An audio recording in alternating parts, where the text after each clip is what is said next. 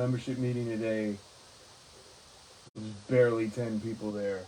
And it's funny because with all the officers that we have, if more showed up, we might make it with the quorum. We got to have 25. Interestingly, the bylaws are, they don't say anything about canceling the meeting. And this is what it says regarding the quorum. The regular monthly membership meeting, Local 308, shall be called to order on the second Tuesday of each month at 6:30. If no quorum is obtained by 6:45 p.m., the president business agent shall adjourn the meeting for lack of quorum, and all actions of the president, all actions of the executive board which would have been reported to the membership at the meeting to become final and binding upon the local without further action by the membership. Okay, so you adjourn the membership meeting, but it doesn't say send them home. You can still present information, you can present reports, you can answer questions. We had an audit report. It's overdue. We were supposed to have 2 of them, I believe. So we've only gotten 1. And then the secretary's not there. She's never comes to the meetings, but she's always with the politicians, always with Lori Lightfoot and whatever, because she works for her, right? That's what she said. So what we got to do, y'all, is, and I've told people, if you nominate and elect me, this is what we're going to do. But no matter who's in, we got to change these bylaws and or find ways to make whoever is the president to stay and to not send the officers away and to answer our questions and share the information with us. Because we came to the meeting. We took time out of our schedules. We took time off, whatever we did. Don't punish us because other people didn't show up. Now, of course, I tried. Excuse me, can I have some questions? He kept it, old fart Dixon. That's what he's, an old fart. It's like he's so crabby. He don't want to be there. He's like, for a man who we pay $150,000 a year to, he act like we pay him $10 an hour. He got nothing better to do except be here and to serve the membership. I just don't get it. Anyways, the auditor was there, and I say, excuse me, we're the members here. We're in charge of the union. Can you please answer and show us the audit? And Dixon said, no. I said, no. So I'm telling you, the auditor walks away from me, turns his back on me. And this is straight up disrespect. It's not that he turns it on me. It's that he turns it on the membership. He's an auditor. We pay this man and his firm money to do a financial audit. We came to get the financial audit. And now we can't see it. And he turns his back. It's not like he says, hey, here's my card, give me a call. No, he just turns his back. So I guess we paid him to come. Maybe he's going to charge us to come. That's another thing to find out at the next meeting. Very disrespectful. Very disrespectful. I asked President Dixon about. He's like, what? It's like, excuse me. I just want to ask. He knows he can't keep ignoring me, so I just keep going and going and going until I get his attention. I asked about the $15,000 we put up for contract books, so that members can actually have a contract, collective bargaining agreement in print, in hand. We did this like months ago, and he said he's still working on it. He said he's been dealing with a lot. He's working on some things. He's working on it. So I said, can you give us a date, when we can expect it? And he's like, no. So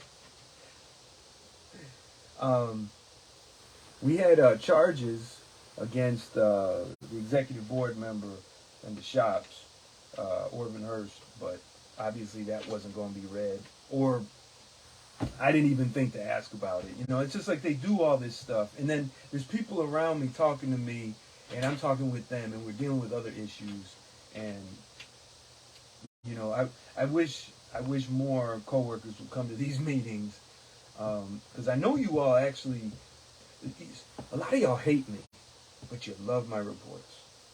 But you'd get a lot more information if you would show up and you would do a report, not just me. Think about it.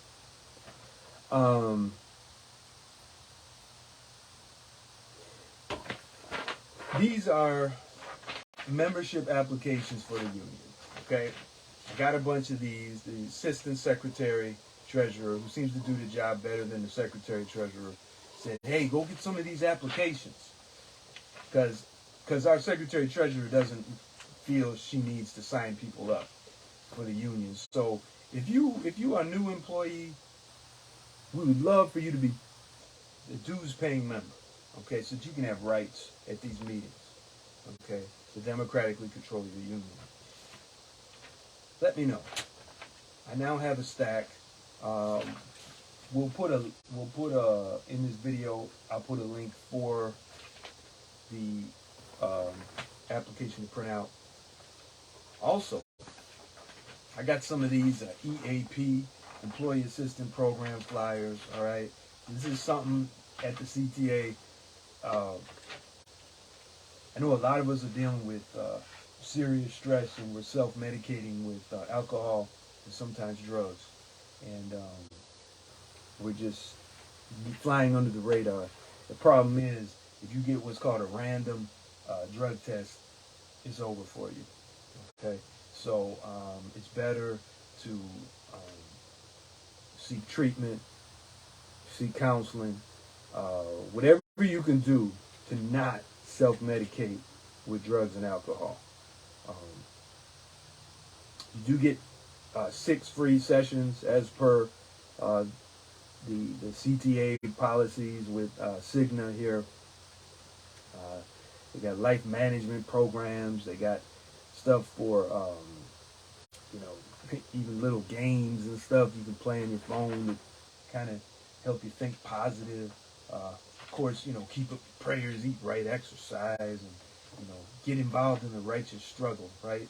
That's another great way to reduce stress. Is get out there and fight these criminal scumbag managers who harass us and mistreat us.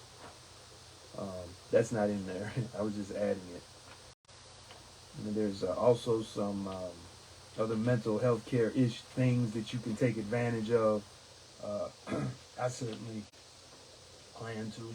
I need a whole lot of help, a whole lot of mental help, and some webinars and whatnot. And they're on Facebook.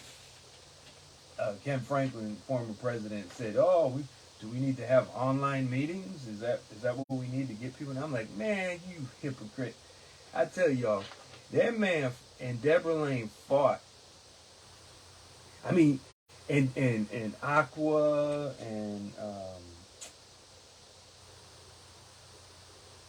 other officers. Boy, they hate these reports that I do. For years I've been doing it now. It's coming on 3 years now. We're coming on 3 years. And they fought that. And then when me and others tried to bring bylaw reforms so that the members could get online meetings, we did protests. We did all kind of stuff. And all they did was say, no online meetings. No, we're not going to put the minutes online. No, we're not going to put information online. No. Now he's talking about, yeah, maybe we need to put it online. Man, he's trying to run for office again, y'all. And he's trying to give you his strawberry scented bullshit. And don't fall for it, because you're going to elect him to be your president. And him and his campaign manager are trying to get me to go in and run for secretary treasurer. Look, man, I don't care. I ain't running for nothing if nobody nominates me, first of all. Second of all, I ain't working with Kim Franklin and Derek Price. Especially if Kim Franklin does not apologize does not apologize for fighting the Justice Coalition and our efforts to establish virtual membership meetings, for selling out the Midway 4, for speaking against absentee ballots for elections in the ATU at the convention this year. I mean, these people, they just talk, BS, BS, BS. Anyways, the membership meeting is not attended because the union leadership doesn't promote it. They make the meetings difficult to attend. They also make the meetings boring. They make the meetings a chore. They use the meeting as an indoctrination session. The meetings should not be with some people standing behind a table in fancy chairs talking down to us. The meeting should be a study circle. You pass out the reports, let people get all the reports, all this stuff, and then say, y'all want to read it now, you can approve it later, whatever. What do you want to know? What do you want to talk about? What do you need as workers? Boom! We organize, we plan actions, we recruit new stewards, and we educate and inspire the membership. That's what a membership meeting is for. The membership meeting is for the membership, to edify the membership. It's not a meeting for the officials to preach and indoctrinate and dominate. And that's exactly what it's become. As you see, like today, we had an audit report. The bastards wouldn't let us see it. Old Fart Dixon didn't even want to answer questions. We got all the officers to walk out and leave. And they want to blame us, the membership, for not going. Let me tell you, I know members who really want to go, right? And they come, and sometimes they come, sometimes they don't. But they're always sending me messages. Hey, there's a meeting today. What day is it again? You see, that's the job of a union steward, a union officer, is to help the people with their questions. Don't berate them. Well, you should have been there. You should have came. Make them feel guilty. That's a bunch of crap, man. Don't do that to people. All right, well, let's see what happens next month. I hope you can come. If you can't come, I'll try to go, and I'll try to do a report for you. Make sure you share this with other people. You like it, and you share it. Even if you're not too sure it's true. It's totally biased from my point of view, not necessarily representing others in the Justice Coalition, and definitely not the ATU. Peace.